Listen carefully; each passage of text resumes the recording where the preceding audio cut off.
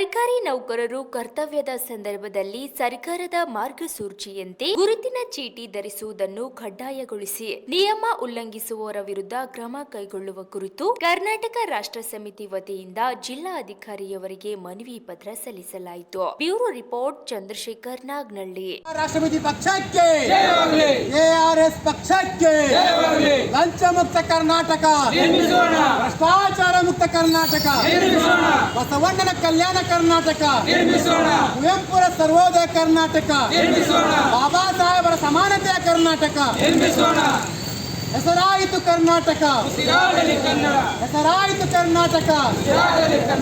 ಸರ್ಕಾರಿ ಅಧಿಕಾರಿಗಳು ಕಚೇರಿಯಲ್ಲಿ ಕಡ್ಡಾಯವಾಗಿ ಐಡಿ ಕಾರ್ಡ್ ಹಾಕಲೇಬೇಕು. ಅಧಿಕಾರಿಗಳು ಕಚೇರಿಯಲ್ಲಿ ಕಡ್ಡಾಯವಾಗಿ ಐಡಿ ಕಾರ್ಡ್ ಹಾಕಲೇಬೇಕು. ಹಳದಿ ಸೈನ್ಯಕ್ಕೆ, ಕೆಆರ್ಎಸ್ ಪಕ್ಷಕ್ಕೆ, ರವಿ ಕೃಷ್ಣ ರೆಡ್ಡಿ ಅವರಿಗೆ, ನಾಡ ಯೋಧ ಎಸ್.ಎಚ್. ನಿಂಗೇಗೌಡರಿಗೆ ಎಲ್ರಿಗೂ ನಮಸ್ಕಾರ.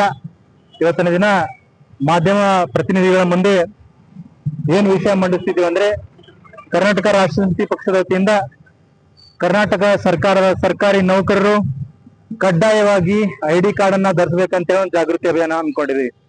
ಈ ಅಭಿಯಾನದಡಿ ದಿನಾಂಕ ವಾರ್ಷಿಕವಾಗಿ 2024ರಂದು ಕರ್ನಾಟಕ ಸರ್ಕಾರ ಹೆಸರಾಯಿತು ಕರ್ನಾಟಕ ಉಸಿರಾಗಲಿ ಕನ್ನಡ ಅಂತ ಒಂದು ಆದೇಶ ಹೊರಡಿಸ್ತು. ಎಲ್ಲರೂ ಕಡ್ಡಾಯವಾಗಿ ಕೆಂಪು ಹಳದಿ ಐಡಿ ಕಾರ್ಡ್ ಅನ್ನ ಧರಿಸಬೇಕಂತ ಹೇಳಿ.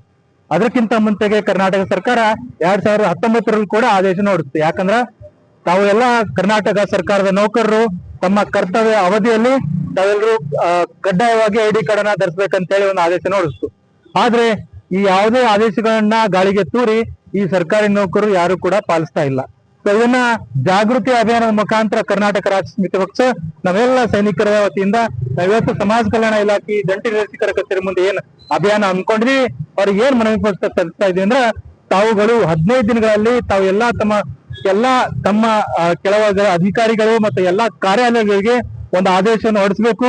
ಕಡ್ಡಾಯವಾಗಿ ತಮ್ಮ ಕರ್ತವ್ಯ ಅವಧಿಯಲ್ಲಿ ಕಡ್ಡಾಯವಾಗಿ ಕೆಂಪು ಹಳದಿ ಬಣ್ಣದ ಕರ್ನಾಟಕ ಸರ್ಕಾರದ ಆದೇಶದ ಒಂದು ಕಡ್ಡಾಯವಾದ ಟ್ಯಾಗ್ ಹೊಂದಿರುವಂತಹ ಐಡಿ ಕಾರ್ಡ್ ಅನ್ನ ಧರಿಸಬೇಕು.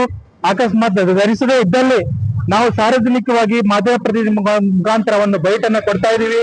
ತಾವು ಎಲ್ಲೇ ಇದ್ರು ಕೂಡ ಕರ್ನಾಟಕ ಸರ್ಕಾರ ಆದೇಶ ಅಡಿಯಲ್ಲಿ ತಾವೆಲ್ಲರೂ ಕೂಡ ತಮ್ಮ ಎಲ್ಲಾ ಸರ್ಕಾರಿ ಅಧಿಕಾರಿಗಳಿಗೆ ಪ್ರಶ್ನೆ ಮಾಡ್ರಿ, ತಾವೆಲ್ಲಾ ಕರ್ತವ್ಯ ಅವಧಿಯಲ್ಲಿ ಕಡ್ಡಾಯವಾಗಿ ಐಡಿ ಕಾರ್ಡ್ ಅನ್ನ ಹಾಕಬೇಕಂತ ತಾವೆಲ್ಲರೂ ಕೂಡ ಪ್ರಶ್ನೆ ಮಾಡ್ರಿ ಅಂತ ಜಾಗೃತಿ ಮೂಡಿಸ್ತಿದ್ದೀವಿ.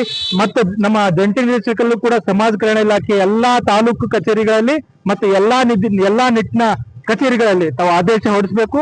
ಅಕಸ್ಮಾತ್ ಆದೇಶ ಕಾರ್ಯರೂಪಕ್ಕೆ ಬರಲಿ ಅಂದ್ರೆ ಇದನ್ನ ಪ್ರತಿಭಟನಾ ರೂಪವಾಗಿ ನಾನು ಮಾರ್ಪಾಡಿಸ್ತೀವಿ ಅಂತ ಹೇಳಿ ಕರ್ನಾಟಕ ರಾಷ್ಟ್ರ ಪಕ್ಷದ ಜಿಲ್ಲಾಧ್ಯಕ್ಷನಾಗಿ ನಾನು ಮಾಧ್ಯಮ ಪ್ರತಿ ಮುಖಾಂತರ ಆಗ್ರಹ ಪಡಿಸ್ತಾ ಇದ್ದೇನೆ.